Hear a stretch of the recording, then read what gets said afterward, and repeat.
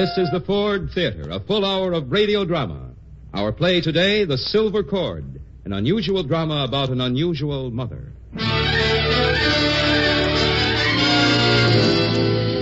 Christina, please try to understand, Mother. She comes from another generation. She's wonderful in her way, and you're wonderful in yours. There's room for both kinds in the world, isn't there?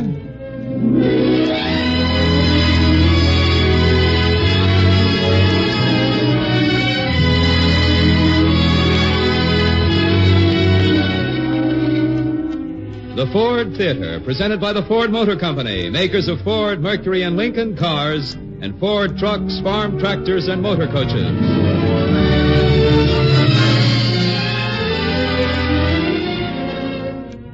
The experience of 3 generations has proven Ford products are first. First in engineering, first in designing, first in value, first choice of 8 million Americans. You can depend on Ford. As spokesman for the management of the Ford Theater, may we present the distinguished playwright, producer, and actor, co-author of State of the Union and Life with Father, Howard Lindsay.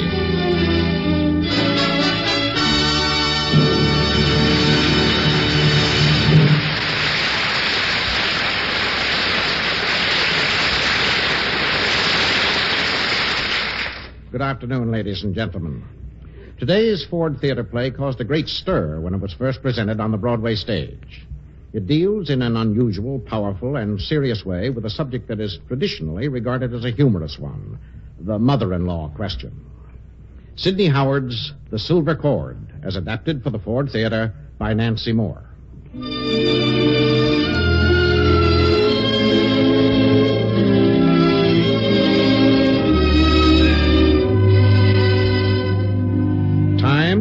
An afternoon in winter. Scene, an attractive living room in the country house of David Phelps' mother.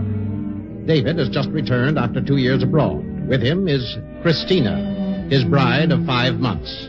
He has brought her home to meet his mother.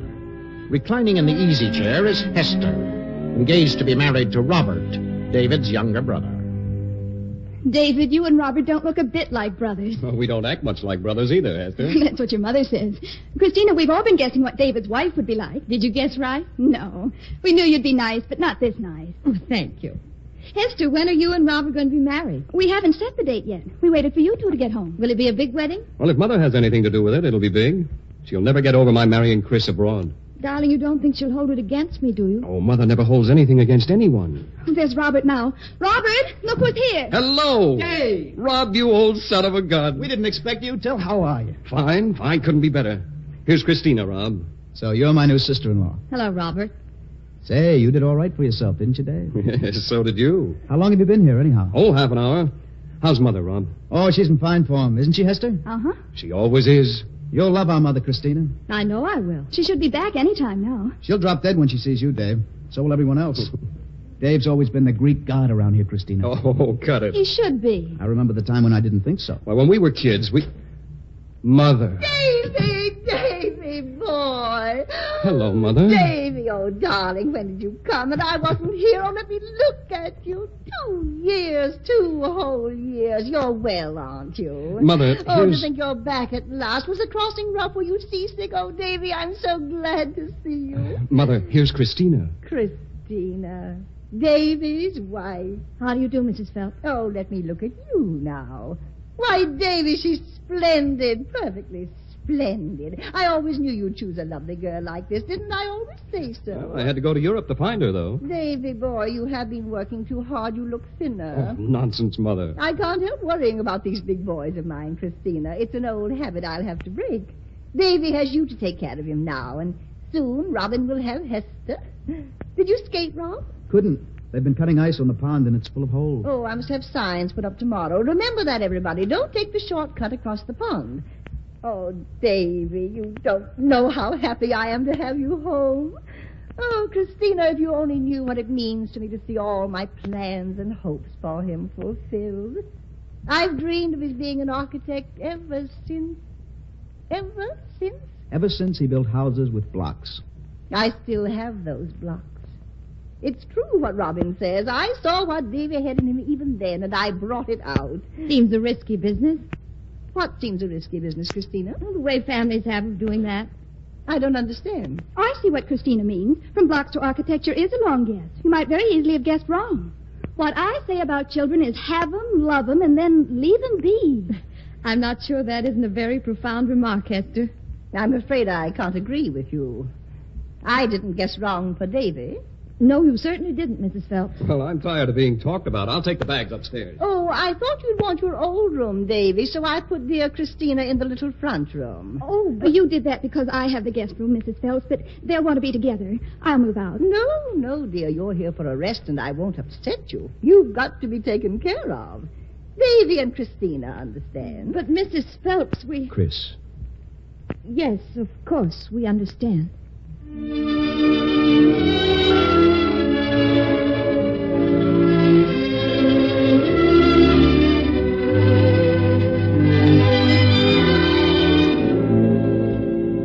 Now I have you to myself, Christina, and you and I can get acquainted. Yes, I'm glad, Mrs. Phelps. Oh, you're so pretty.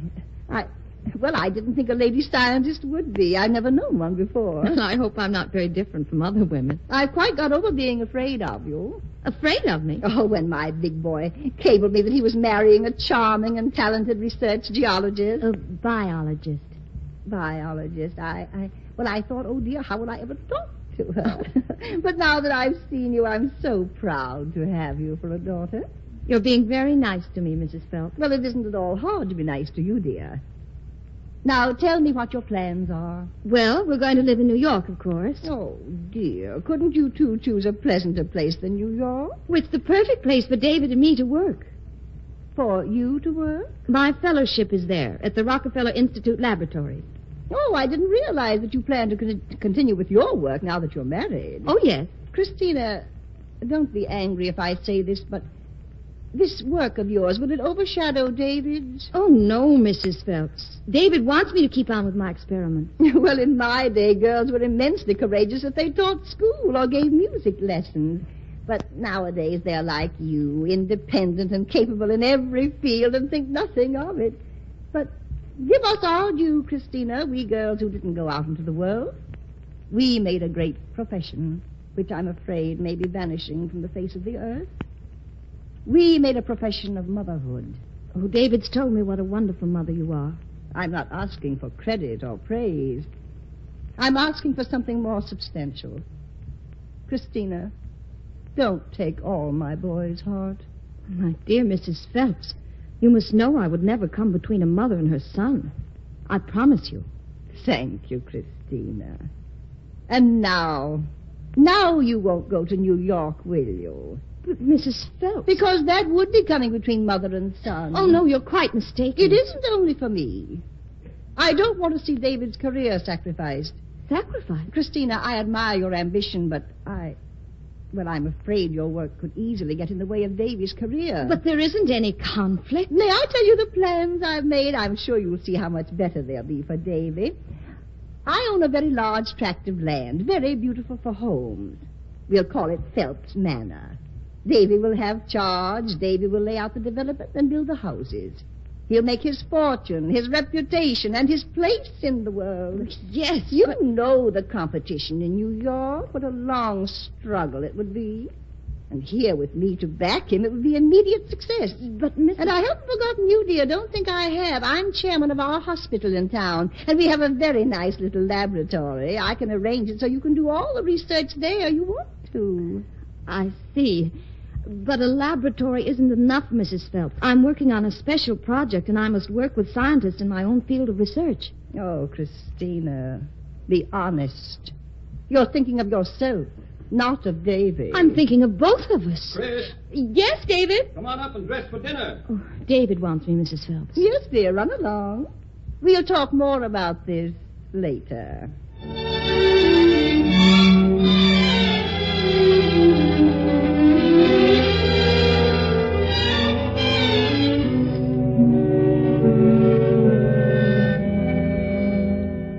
David, am I selfish?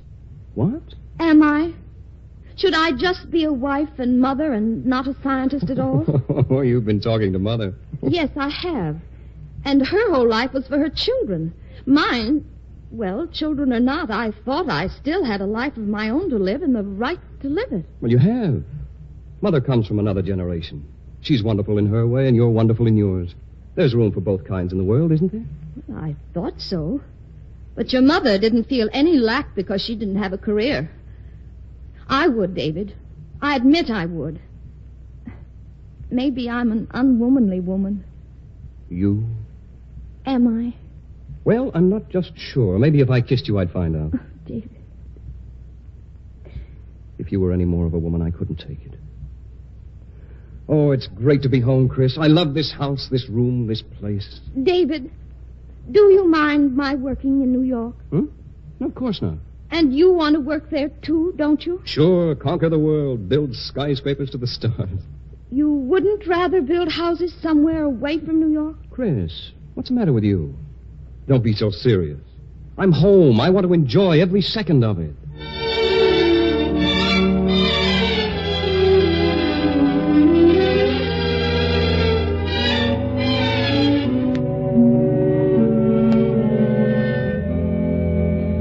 Rob, tonight after dinner, let's take a walk. Just you and I. Round the pond, maybe. All right, Hester. The house seems so full now. I love Christina and David, but you know. Sure. Hester, Hmm? and Dave asked me a while ago where we were going on our honeymoon. I said I didn't know. But And I told you abroad, honey. Yes, but where abroad? Anywhere, I don't care. Just so it's with you. Well, I guess it will be. No one else. I never wanted to be with anyone before, Rob. Oh, here's Mother. No, the other's not down yet, Robin? Not yet, Mother. And I haven't even begun to dress. I'd better dash. Yes, you'd better. Cocktails in about 10 minutes, I think. I'll be down in 9. She does dash, doesn't she? So full of vitality. No wonder it's hard to make her rest while she's here. She dashes about some things, but not about others. I know. She won't decide things. She likes them up in the air. She likes last minute. Yes. Just now, not dressing till almost time. When you came in, we were talking about our honeymoon. She still won't make up her mind where she wants to go abroad. I can't understand it. I think she'd be full of plans. By the way, has she chosen her silver pattern yet? I want to put in an order. No, she hasn't. And she hasn't been house hunting either, or even said what kind of a house she wanted. I suppose that's the way modern girls are. I was old-fashioned. I still am. She leaves everything up to me. Robin, Yes, Mother? I've been wondering for some time, dear. I've hesitated to speak to you about it, but now I must. Robin, you don't seem happy. Don't I? I won't have you not being fair to Hester, son. But she does leave everything up to me. That's not what I'm talking about. Marriage takes a great deal of love. Either you don't love her enough or she doesn't love you. Could that be it, her disinterest in the details of your marriage, her lack of initiative? I don't know. I don't know either. But you know something's wrong. Yes. If Hester were only like you. You gave Dave and me an ideal of womanhood that Hester can't compete with, that's all. If you say that, and you have said it, then do something about it, Robin. These things are better faced before marriage than after. What can I do? Be a man. Face the facts. You mean break off with her? Don't listen to me, Robin. Listen to your own heart. I want you both to be happy. Together, if that's the right way. Apart, if that's the way. You know the answer.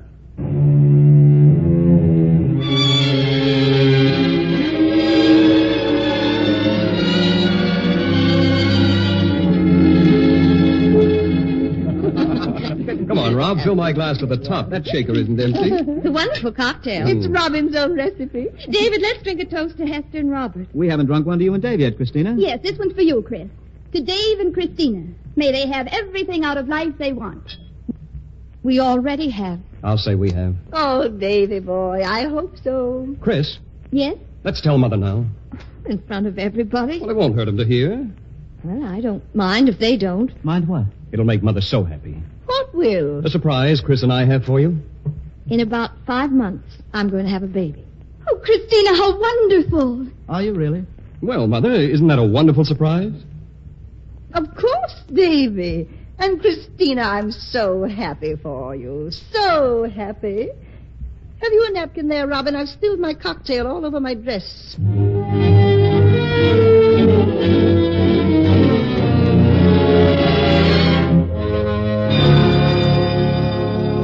Rob, what about our walk? I don't feel like a walk. Ate too much dinner, I guess. You hardly ate anything.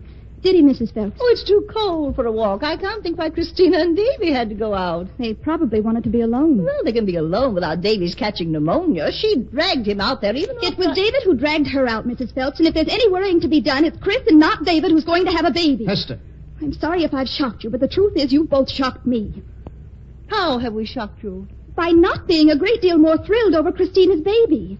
When I wanted to talk about it during dinner, you both changed the subject, and you haven't even mentioned it since dinner. If you'll forgive my saying so, Hester, I'm not sure that an unborn baby is quite the most suitable topic of conversation. I'm darned if I see anything embarrassing about a baby. Neither does Mother, after it's born. I'm not ashamed of being old-fashioned, Hester. Well, you ought to be ashamed of the way you've treated Christina. Hester. Never mind, Robin.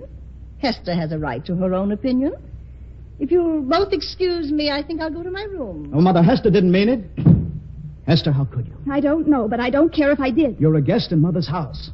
Oh, Rob, honey, I am sorry. I'll apologize. I should think you would. She's the last person in the world who deserves criticism. Rob, I'm a little tired of hearing about your mother. I'm not marrying her. I'm marrying you. And I love you, Rob. I do love you. When we have a house of our own. What house? Children of our own. I don't think I want children. You will. Have you thought any more about our honeymoon, where we'll live when we get back? Oh, is that all that's wrong? No, darling, not since before dinner. You don't care where we live, do you? I don't. I just want to live with you. Why won't you talk seriously about our marriage? Marriages are things of feeling. They're better not talked about. You live them. Real marriages can stand discussion. Rob, what's the matter? I'll talk as seriously as you like. Do I love you? Yes. Am I going to make you a good wife? I hope so, though I may make mistakes. Are you going to be happy with me? I hope that, too, but you'll have to answer it for yourself. I can't answer it. Why can't you? Because I'm not sure of it. Aren't you, Rob? These things are better faced before than after. What are you trying to say? Are you sure you want to marry me? How can I be? No. As Mother said before dinner, marriage takes a lot of love. So you talked this over with your mother? Isn't that natural? And what did she have to say? It was all wise and kind. She thinks, just as I do, that we don't love each other quite enough to... at least she thinks we should consider very carefully before If you want to be free, if you really want it, then it's all right. I'll let you go. Don't worry. Only you've got to say so. You've got to. Answer me, Rob. Do you want to be rid of me? I guess that's answer enough. Here's your ring. Hester, don't do anything we'll be sorry for I'll have later. an easier time of it if you keep away from me. I want to save my face if I can. Hester. All right, if you won't go, I will. Don't touch me. Go away. Hester. Go away. Don't say any more. Just get out. Mother, Christina, come here. It's Hester, is she? Stop it. Tell Rob to go away. Tell him to go Hester, away. stop it, do you hear me? I'm trying to stop.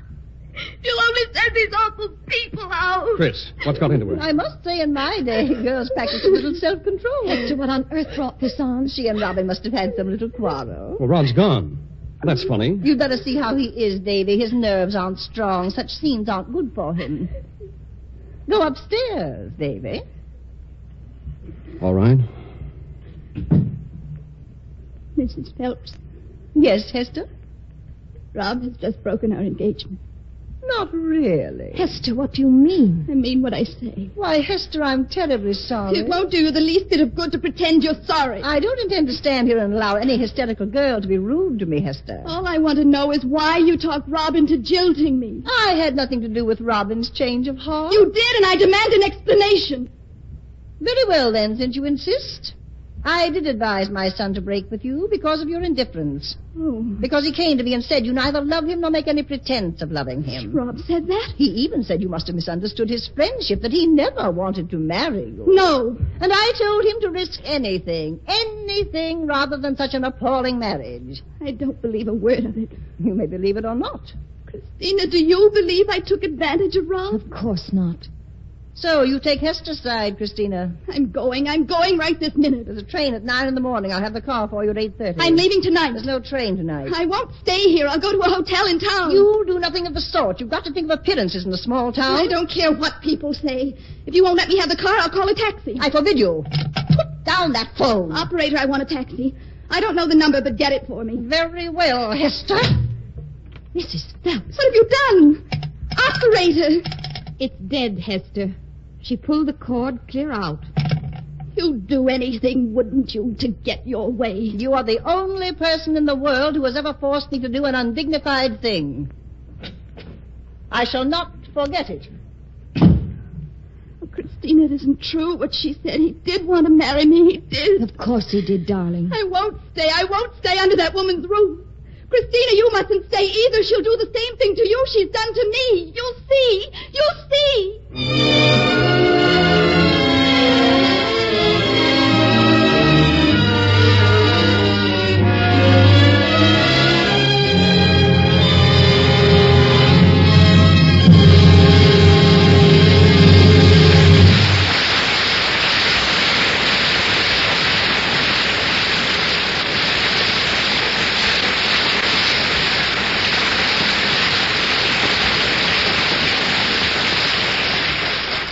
Hester's darting, excitable nature is the first to break under the strain as it meets the force of Mrs. Phelps' resentment head-on. Christina, too, has felt the icy chill of this mother's relentless scheming. But let us regain our composure as we listen to the words of Kenneth Banghart, speaking for the Ford Motor Company. One day, very soon, you'll be walking along a street, and suddenly you will stop short. You will stop to look at a car. A new car you'll be seeing for the first time. A new car so beautiful that you won't be able to pass without stopping. One day, very soon, you'll be stopped short by the sight of a new 1949 Lincoln. The car will be so new, so completely restyled, so long and low and lovely, so beautiful that you will have to read the name to learn what make of car it is. But once you have read the flowing script that spells out Lincoln or Lincoln Cosmopolitan, you'll never forget it. After that, whenever you see a supremely beautiful automobile passing by, you'll know it's one of the two completely new 1949 Lincolns. One day, very soon, perhaps this week, you will see a car so beautiful, so powerful, so luxurious, you will know there is the fine car. Nothing could be finer or newer. One day, very soon, you will see a new Lincoln.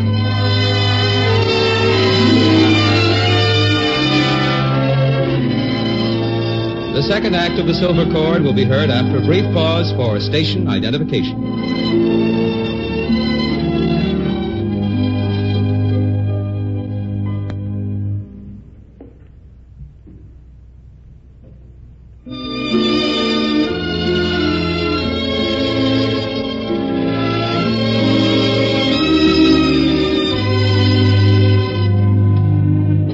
During the bitter quarrel between Mrs. Phelps and Hester, which closed Act One, you will recall that Robert slipped out of the living room and went upstairs.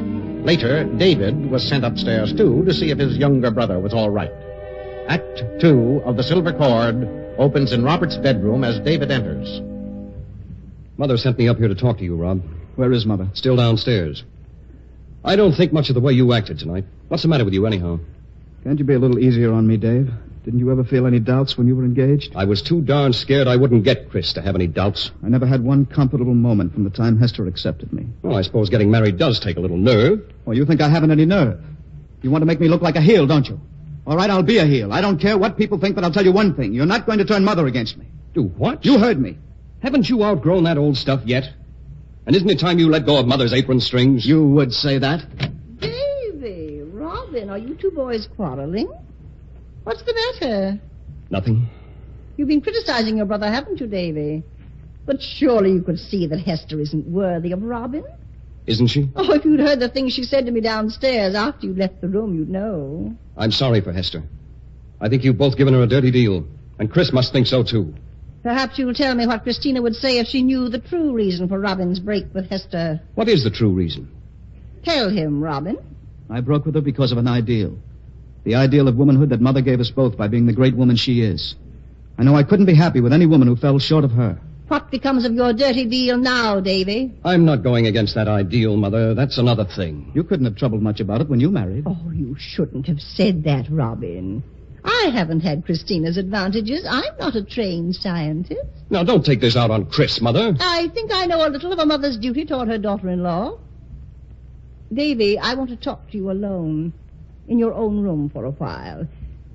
And before you two quarrel again, stop and think that you're all I have and try to consider me. It isn't much to ask, and it won't be for long. You know what the doctors say about my heart.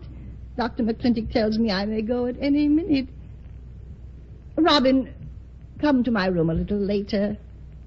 I may need you to comfort me.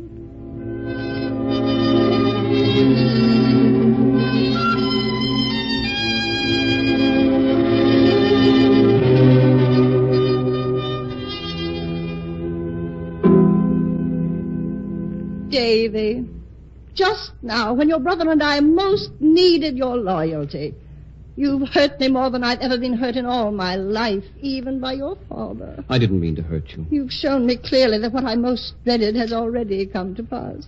What? You've broken the bond between us. You've discarded me. Oh, I haven't done any such thing. Don't say any more. I know what I know. But I didn't mean... I didn't know what I was talking about in there. Rob gets me sore, that's all. You and I are the same as we always were, Mother. Why, if anything came between us... That's all I wanted you to say. Oh, I was wrong to be hurt, but then you've always been my son. Robin is more like his father. No, let's forget it. You are happy, aren't you, Davy boy? Really happy? Couldn't be happier. Oh, I'm so glad. Anyone can see the difference between Christina and Hester. But you mustn't be impatient with your wife if she seems a little resentful of our family at first, a little jealous. Well, not Chris. Oh, darling, I know she's perfect, but she's human. Young wives, especially when they're going to have a child, are often possessive and exacting and selfish. Well, we needn't worry about that. We'll all be so happy together, won't we? You bet. Building our houses in Phelps Manor. But the important thing for you, Davy, is a sense of proportion about your marriage. You mustn't be impatient with Christina. Because if you are, I'll take sides against you. Oh, you are a wonderful woman, Mother. You're the one who's wonderful. Most boys of your age would let their wives undermine all their old associations and loosen all their old bonds of loyalty. Oh, Chris wouldn't try that. She mightn't want to, but jealous people think things that aren't so and say things that aren't true. Morbid things. Morbid things? Chris? Only you won't take her seriously. But Chris wouldn't. As I said to her this afternoon, Christina, I said, I can't allow you to sacrifice David. Chris sacrifice me? How? Why? By taking you away from your magnificent opportunity here. Oh. Be master in your own house, Davy. Meet her selfishness with firmness, her jealousy with fairness, her exaggerations with tolerance. What exaggerations? Well, you know, a young wife might possibly make the mistake of, taking sides in what happened downstairs, for instance, without fully understanding. Well, you can see how fatal that would be. But if you face the facts, Davy boy, face nothing but facts, always, your marriage will be a happy one. And when you want advice, come to Mother, always. I will, Mother. Bless you, my dear big boy.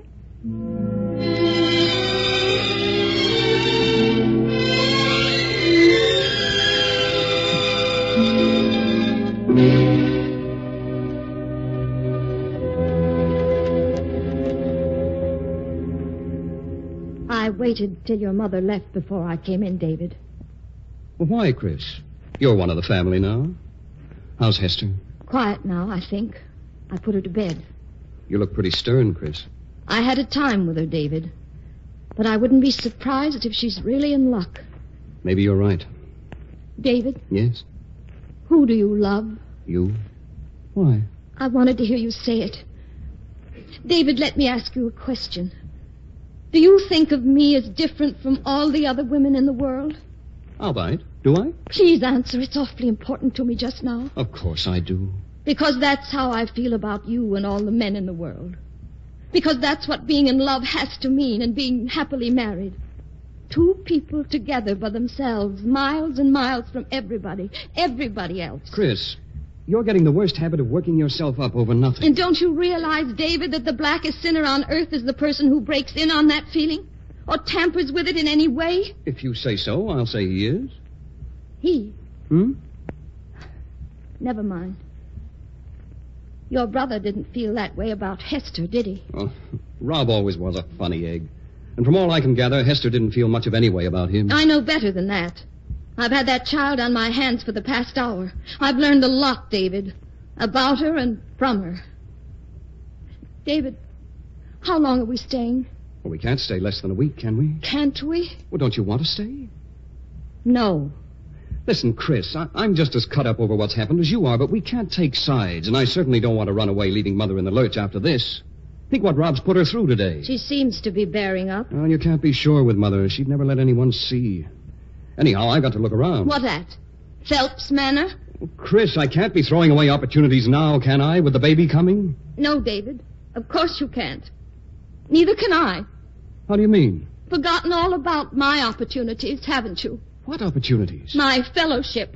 Oh, well, didn't Mother say you could work at the hospital? Well, what are you crying for? I'm not crying. Well, I can't help it. All this tonight, and... Chris, I don't think it's fair for you to judge my home and family on what happened tonight. You're apt to be impatient, Chris, and I'm afraid you're intolerant. Those are bad faults in a scientist, aren't they? They're bad faults in anyone. Now, you just give me time and you'll see how things straighten out. I believe in facing facts, always. But don't you worry. Mother gets on my nerves sometimes, too. We just have to remember she's not well, Chris. Isn't she? I told you, her heart. All her life, she's gone through so much for Rob and me. David, we've got to leave here tomorrow. No, Chris. We've been all over that. But not to the bottom of it. Well, what more is there to say? That a defenseless, trusting young girl has been cruelly treated. We've got to take sides with her, David. I don't see it. What have you put over your eyes that keeps you from seeing it? Do you dare answer that? Dare? What do you mean? Face the facts, David. Face the facts. You're making a mountain out of a molehill. Cruelty to children isn't a molehill. You're exaggerating. Hester's engagement isn't the first that was ever broken. Think how it was broken and by whom. You said yourself she was in luck to get rid of Rob. I'll grant you that. I haven't any more use for Rob than you have. Who stands behind Rob? I don't know what you mean. Don't you? I don't. I'm just telling you I won't let Mother down. You'd rather stand by your mother than by the right, wouldn't you? Oh, the right. Isn't Hester the right? I can't help it if she is. I won't let Mother down. You'll let me down. You'd rather stand by your mother than by me, wouldn't you? No, I wouldn't. I tell you, Hester's none of our business. Well, you'll admit this is. What is? This. Who comes first with you? Your mother or me? Why ask such a question? Because I love you. Because I've got to find out if you love me. And I'm afraid. Why? I've been through the most awful experience of my life tonight. And I've been through it alone. I'm still facing it alone. Oh, Chris. I've shown you what you should do and you won't see it. That's what I'm afraid of, David. Your mother's hold on you. I've seen what she can do with Robert. I've seen what she's done to Hester. I can't help wondering what she may do to you and me and our child. That's why I'm asking you to take a stand on this business of Hester's, David. You'll never find the right any clearer than it is here. It's kind of a test case for me. Don't you see? What you decide about this is what you may eventually be expected to decide about our marriage. I'll be darned if I see. And I can't hope for much, can I? What am I going to do? I hope you're going to behave. You ought to be ashamed of yourself. Just as I was bringing Mother around to you. You're wasting your time trying to bring your mother and me together. You say you believe in facing facts. Well, let's see you face that one. I've never heard anything so outrageous when you know what Mother means to me. Your mother, always your mother. She's got you back. Davy, her big boy who ran off and got married. She's got you back. I won't stand for any more of this. A man's mother is his mother. And what is his wife, may I ask? Doesn't she count? This is morbid rot. She warned me you'd be jealous of her. Did she? But I never expected anything like this. What's going to become of me? Hester's escaped, and I'm caught. I can't go back to be the old Christina again. And Christina, your wife, doesn't even exist. I'm going to have a baby by a man who belongs to another woman. Mother. So you were listening, Mrs. Phelps. Good. We know now where we stand. All three of us. Chris, can't you tell her you didn't mean it? Christina isn't one to say things she doesn't mean. And I've no intention of defending myself. Chris, you better go. I ask her to stay. She's made me afraid ever to be alone with you again. She must have made you afraid to be alone with me, too. Oh, nonsense, Mother. She hasn't done anything of the sort. Go on, Chris. It's the least you can do after what you've said. The very least. I belong with Hester now. Mother, I'll straighten everything out in the morning. I swear I will. This is an old story, Davy, and I'm on Christina's side, just as I said I'd be. You are? I accept my fate. You have your own life to live with the woman you've chosen. No boy could give me back the love I gave you. Go to Christina, make your life with her. No tie binds you to me any longer. Oh, that isn't true. I'm not complaining. I'm only sorry for one thing. I'm sorry to see you throw away your chance here, your great chance. But I haven't thrown it away. I'll stay here and work for you if you still want me to. Christina won't let you, you know that. She's my wife, isn't she? Think what that means, Dave. And you're my mother. I'm thinking what that means, too. Then it isn't goodbye.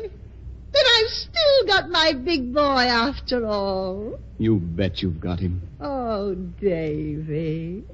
Davy boy.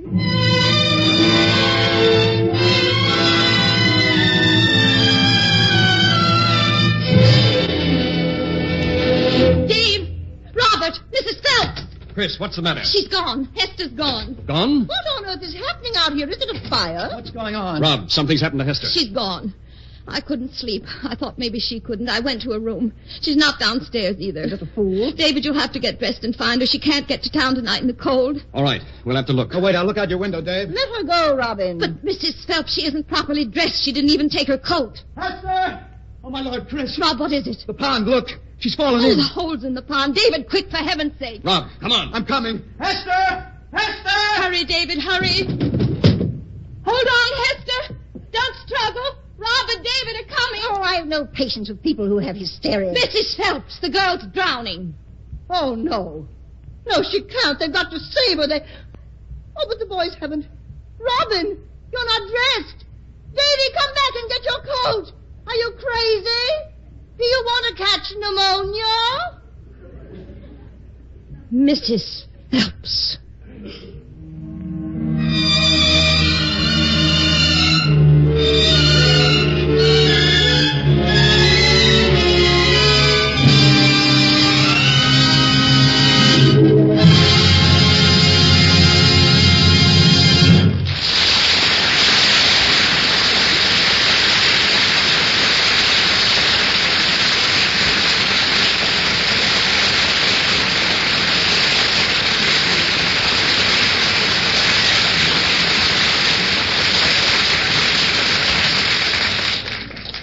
The gloves are off now. The barriers are down.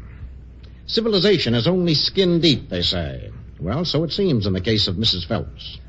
But Christina is made of tougher stuff than Hester, as we shall see. A moment's pause now to relax and listen again to Kenneth Banghart with an important announcement. Ladies and gentlemen, the Lincoln Mercury division of the Ford Motor Company proudly announces the two completely new 1949 Lincolns. This coming Thursday, the two completely new 1949 Lincolns will be on display at your Lincoln Mercury dealer showroom. Thursday, you'll be able to see the 1949 Lincoln and the 1949 Lincoln Cosmopolitan in two separate price ranges, products of the investment of millions of dollars and the work, plans, and dreams of thousands of men. Newly engineered, newly styled, newly created, new in beauty, new in performance, new in comfort, completely new. Make it a point to visit your Lincoln Mercury dealer Thursday to see the 1949 Lincoln and the 1949 Lincoln Cosmopolitan, because seeing them is the only way you'll be able to realize their full beauty. Words or pictures cannot do justice to the new Lincoln look, the breathtaking style, the massive breadth, the sweeping lines of these new cars, the strong, eager, hug-the-road appearance that symbolizes the magnificent power, performance, and luxury of the new Lincolns. Lift the great hood and look. There is a completely new engine, designed, built, and proven to be a masterpiece of engineering. 8 cylinders, V-type, 152 horsepower strong. This new Lincoln power plant was created with aviation precision to give you the finest performance you've ever had. And the 2 new Lincolns have been designed so that this magnificent engine is integrated into superbly functioning automobiles. The new Lincolns float over the roughest roads because of their completely new spring suspension. They take curves without slowing or swaying because of their new low centers of gravity, their perfect balance, and their new super balloon tires.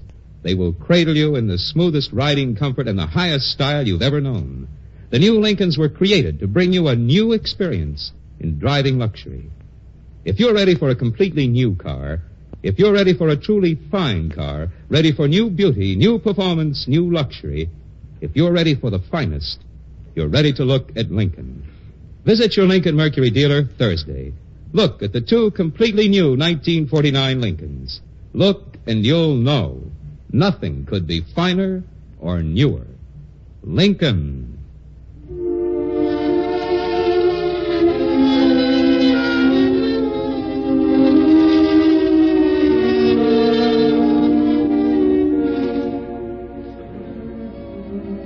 David and Robert managed to pull Hester out of the pond before she froze or drowned. It's the next morning, and Hester's lying between warm blankets in her bed, asleep in utter exhaustion. The doctor has just examined her and is talking to Christina. And you think she can leave when she wakes, Doctor? Traveling won't be as bad for her as staying here. I don't think so either. It's a good thing you were here last night. You did all that was necessary. Otherwise... Yes, I know. That phone pulled out with the roots. What was Mrs. Phelps thinking of? You'd be surprised what she was thinking of. No, I wouldn't be surprised. I've known her for years. Oh, I hope she isn't coming here. Oh, it's you, Robert. How is Hester, Doctor? She's doing well enough, but no thanks to you, Robert. Look here, Dr. McClintock. I didn't mean for her... You'll wake her. Better step into the hall. Never mind. I only wanted to ask how she was. I have something to say to you. Oh? What? Just this, Robert. I wanted to say it for a long time. You're a weakling, and you always have been. But the whole blame doesn't rest with you. I don't see how you could have been anything else with a mother like yours. I won't stand here and listen to you speak of my mother like that. Then why don't you run to her? It's what you always do. Go on, before I say a great deal more. You'll never come into this house again. I don't know why I've been coming all these years, anyhow. You're her personal physician, aren't you, Doctor? Yes. And for what? She's as healthy as a horse. What? I suppose she's been whining to you, too, about her heart. There's nothing the matter with her heart and never has been. It would take a stick of dynamite to kill her. So she's even lied about that. Used it as a weapon with her sons. It brings them to heel every time. No, there's nothing wrong with Mrs. Phelps, except an unbroken umbilical cord.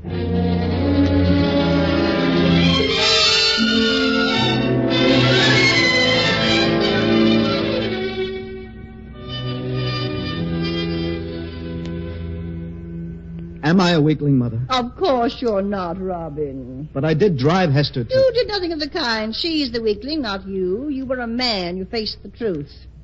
And she, trying to drown herself. For heaven's sake, don't put it that way. She tried to run away, that's all. Got lost in the dark and... I've always suspected there was insanity in her family. That's another reason why you shouldn't have married her.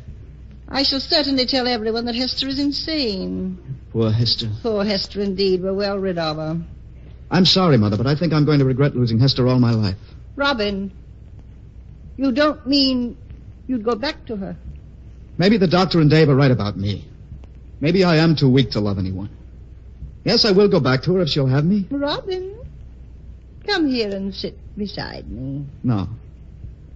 Look, there's Dave putting signs up around the pond. When it's too late, he puts up signs. Mother, how can I face people? This story will be all over town. I've thought of that, dear. The Paris sails on Saturday. I'll wire for passage right away.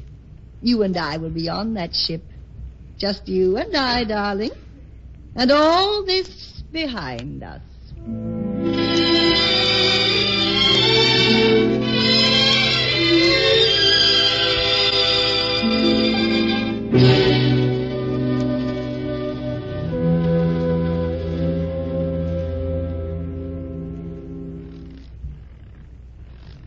Mother, you shouldn't have come out here in the snow. It's too cold. I'm all through anyhow. I wanted to talk to my boy, Davy. What's the doc say about Hester? She's leaving today. I'm glad she's well enough. There was never anything the matter with her.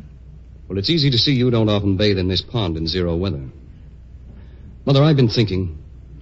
All things considered, after last night, I think it's best for me to take Chris away tomorrow, say.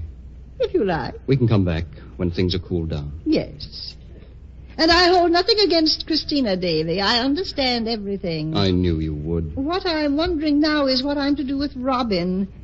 If I were able to stand the things I used to before my heart went back on me, but as I am, and with Robin on the verge of a complete breakdown. Rob? Yes, I saw all the signs just now. I've got to get him away. Send him to the Riviera. I don't think he ought to go alone. He can't face things alone. Why not go with him? Because I'm not well enough in case anything should happen. Oh, Davy boy, do you think... What?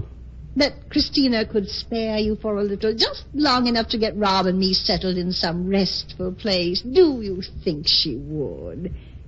Of course, I'd love to have Christina, too, but I'm afraid that would be asking too much. I mean, making her put off her work when she's so set on it. But Rob isn't going to give you any trouble. Do you think I'd ask such a sacrifice of you and Christina if I weren't sure it's absolutely necessary? Oh, I'm not thinking of myself. I no longer matter, except that I wouldn't want to die abroad with only Robin there in his present condition. Don't talk that way, Mother. I'm not asking you to be sorry for me. It's Robin I'm thinking of. Now that I'm old and sick and dying, I can't cope with him. Get hold of yourself, Mother. And when I think that I haven't much more time, a few months or weeks, I don't know. Oh. Mother, what's the matter? Oh. Don't call anyone. I'll be all right. There. That's better. Well, you scared me to death. You see, I do need somebody's help. Yes, I see you do. When would we be sailing? Well, I had thought vaguely of sailing on the Paris Saturday. Good Lord, give a man time to think.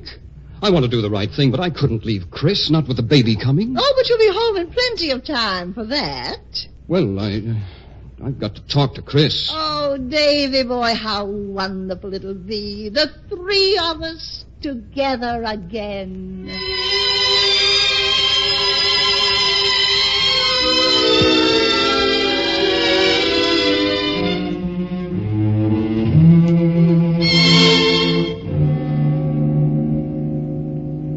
Mother, please lie there on the couch. Dave and I don't want you to have another attack. Where is Davy, Robin? He's coming right now. Davy? Well, I explained to Chris, Mother. Did she say it was all right? I didn't ask her if it was all right. I simply told her. Oh, Davy, darling. Dave, here comes Chris now. Oh, Chris. What's the idea? Why the suitcase? I'm leaving with Hester, David. Are you coming too? What?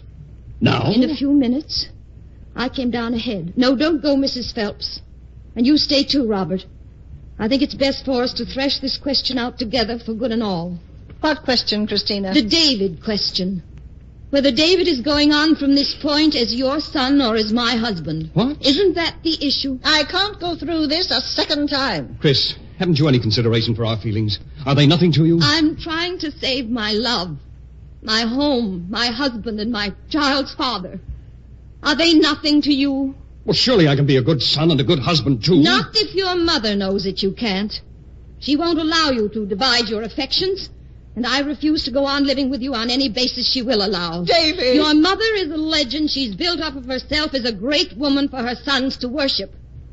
Well, it hasn't taken me long to see that she's not fit to be anyone's mother. Now, Chris, see Let here. her go on. She'll explain that or retract it. I'll be glad to explain it.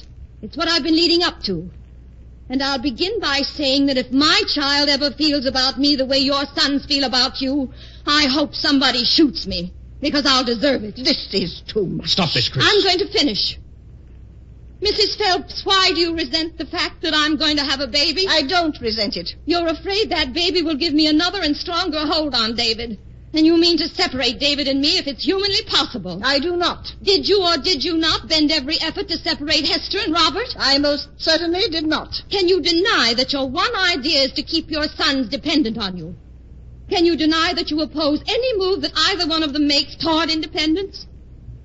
Can you deny that you're outraged by their natural impulses toward other women? I deny all of it. Well, deny it till you're black in the face. But you're a type that's very well known. A self-centered, self-pitying, son-devouring tigress. Really? Look at your sons if you don't believe me. You've swallowed Robert up until there's nothing left except a weak make-believe. And David, if I hadn't come along to save him, you'd have swallowed him up, too. And what makes you doubly dangerous is that people admire you and your kind. You professional mothers. I only hope Davy sees now the kind of woman he's married to. I hope he sees the sordidness, the hardness, and the nastiness she offers him for his life. I'm not nasty. I'm not. What have you to offer David? A chance to work on his own. A chance to be himself. A chance to share with me the burden of raising our child, the pleasure of my society, the solace of my love. Can you offer so much? I offer a mother's love. Or perhaps you scoff at that. Not if it's kept within bounds. And what do you mean by within bounds? The way I love my child. Unpossessively and above all, unromantically. I suppose that's biology. You don't know the difference between good and evil. As a biologist, I know sterility when I see it, and sterility is what you offer David. Well, David. I think this has gone far enough. No. I have something to say. I was 20 when I was married. Before we'd been married a week, I saw my illusion shattered. I knew how miserable and empty my marriage was. Poor mother. My husband never dreamed of bringing the least atom of happiness into my life or of romance. But I found it, and I'm proud to have found it where you say it doesn't belong. In motherhood. I won't stoop to answer any of the foulness you've charged me with. It's beneath my dignity as a woman and my contempt as a mother. I don't offer Davy a love half dedicated to personal ambition, as you do. I offer him a clear field ahead and a complete love to sustain him. A mother's love. And I do not deny that I would do anything to rid my son of you. Mother. That is how I answer you, Christina.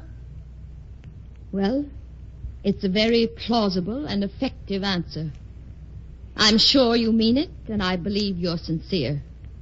But it is the answer of a woman whose husband let her down badly and who's turned for compensation to her son. Oh. I'm almost sorry I can't say more for it. But I can't. And the fact remains, David, that she did separate us last night. And she separated us because she couldn't bear the thought of our loving each other as we do. That's only the beginning. Now she's trying to separate us at a time of all times when a man should be with his wife. And from there you know where it will lead, David. And so does she. So do I. You're exaggerating. You're making... Is that your answer? I see it is. Chris, what do you expect me to say? I don't know. I've never known. Are you ready, Chris? Yes, Hester. Well, David, you're trapped. But I'm not. I'm going. Chris. Isn't David coming with us? I'm afraid not. Oh, Chris. Never mind.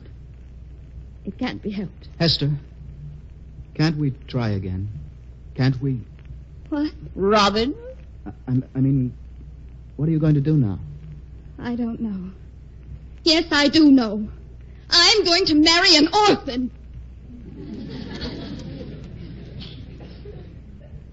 Goodbye, David. Chris, you can't. It isn't fair. I'm sorry it had to come to this. It might easily have been. Come on, Hester. Chris. Mother. Chris! It's all right, son. No, it's not all right. We are trapped. I'm trapped. Don't say that. I'm going with her. Davy, don't go with that awful woman, that wicked woman. Don't leave me for her, Davy boy. Davy!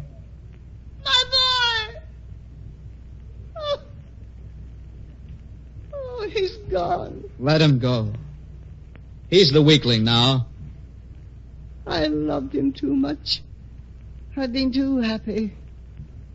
Troubles had to come. I must be brave. Poor mother. I must remember I still have one of my great sons, my own Robin. I've always said you were like me and David like his father. Yes. And you always remember what David in his blindness has forgotten. That mother love suffereth long and is kind, envieth not, is not easily provoked, beareth all things, hopeth all things, endureth all things. At least my love does. Yes, Mother. Yes.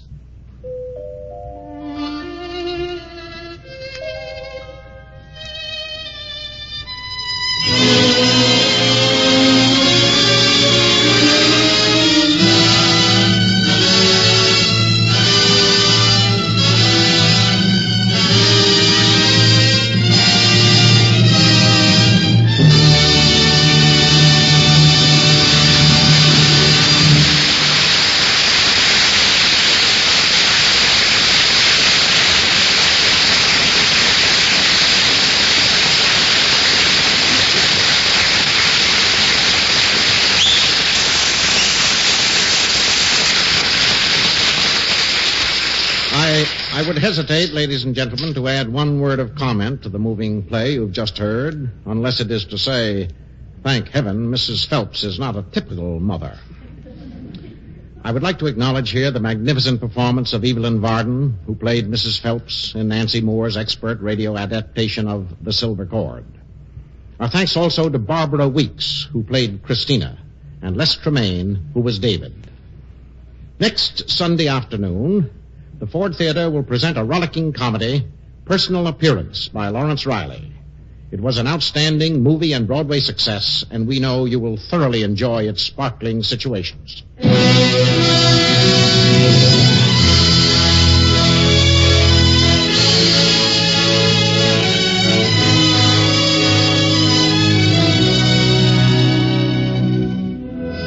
The Silver Cord was written by Sidney Howard and edited by Howard Teichman. The music was composed and conducted by Lynn Murray. The entire production was under the direction of George Zachary. In today's play, Hester was played by Elaine Rost, Robert by John Sylvester, and the Doctor by Gene Leonard.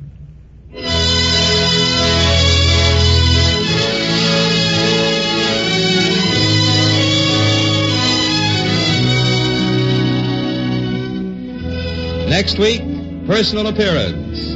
The Ford Theater is presented by the Ford Motor Company, makers of Ford trucks, farm tractors, and motor coaches, and Ford Mercury and the two completely new 1949 Lincoln cars.